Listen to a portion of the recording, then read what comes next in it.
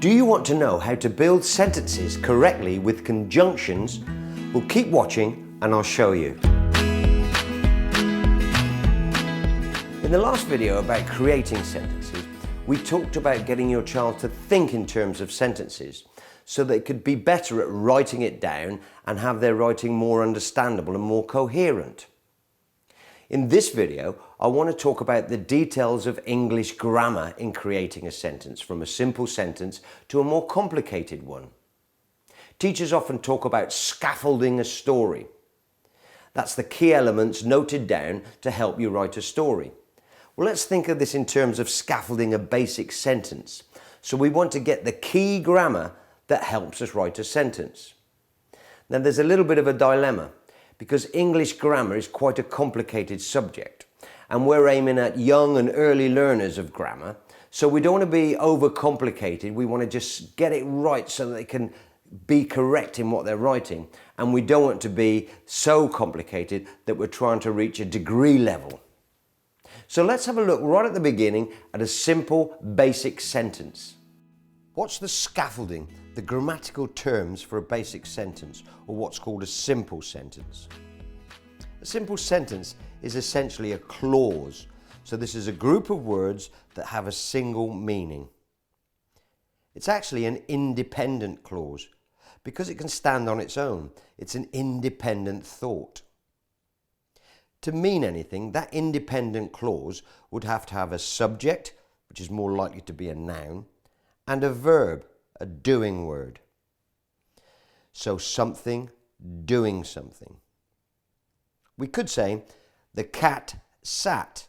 There's a subject doing something. It is a sentence, but it's not really complete. The cat sat on what? Generally, there needs to be an object. The cat sat on the mat. This is known as an SVO sentence, a subject, verb, object.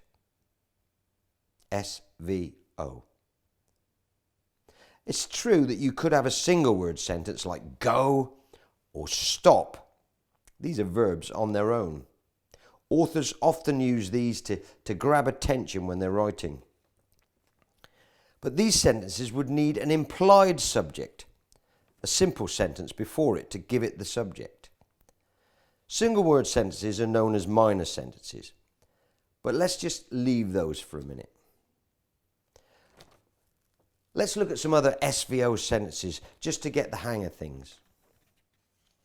George, the subject, ran, the verb, very fast, the object. Actually, that's an adverbial object because it describes the verb. Let's try another one. What about the subject, the monkey? The verb, climbed. The object, the tree. The monkey climbed the tree. These are all SVO simple sentences. That's the scaffolding to help build a basic sentence, a simple sentence, an independent clause. But how can we make this more interesting? In fact, children think lots and lots of independent thoughts, one after the other. The cat sat on the mat, and then the cat went to eat, and then the cat went to sleep on the pillow, and then. And they can pile them all together.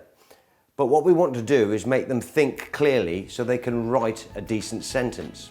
So let's put two independent thoughts together. Joining two separate simple sentences together makes a compound sentence. And they are two clauses, but they are two independent clauses because each of those simple sentences would stand on their own and make sense. We could have George runs fast.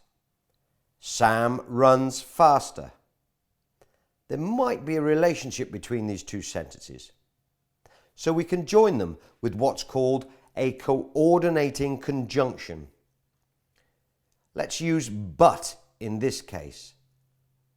So we get the compound sentence, George runs fast, but Sam runs faster.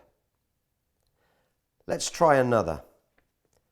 The cat sat on the mat. an SVO, simple sentence, and another might be, the dog sleeps on the cushion.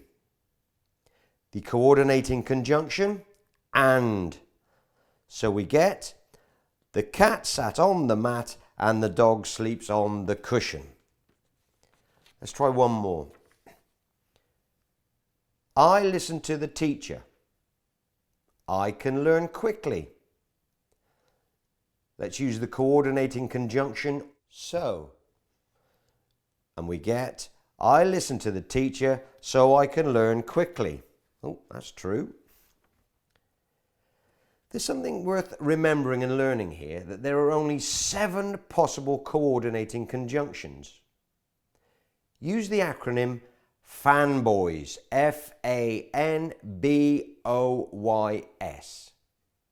and that will help you remember them, because we've got for, and, nor, but, or, yet, and so.